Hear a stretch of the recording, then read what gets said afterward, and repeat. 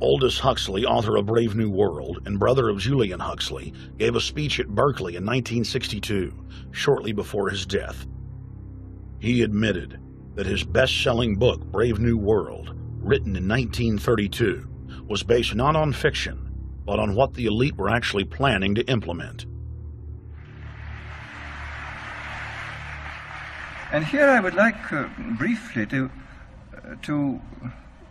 compare the parable of Brave New World with another parable which was put forth more recently in George Orwell's book 1984.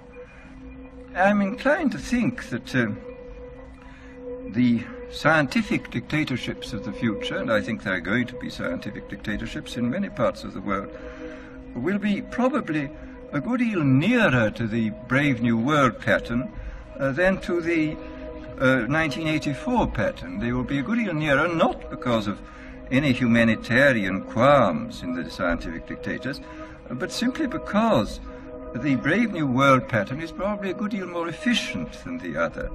But if you can get people to consent to the state of affairs in which they are living, the state of servitude, the state of being, well, it seems to me that the nature of the ultimate revolution with which we are now faced is precisely this, that we are in process of developing a whole series of techniques which will enable the controlling oligarchy, who have always existed and presumably always will exist, to get people actually to love their servitude.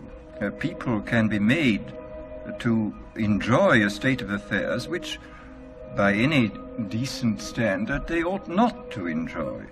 And these methods, I think, are a real refinement on the older methods of terror, because they combine methods of terror with methods of acceptance. But then there are various other methods which one can think of. There is, for example, the pharmacological method. This was one of the things I talked about in Brave New World.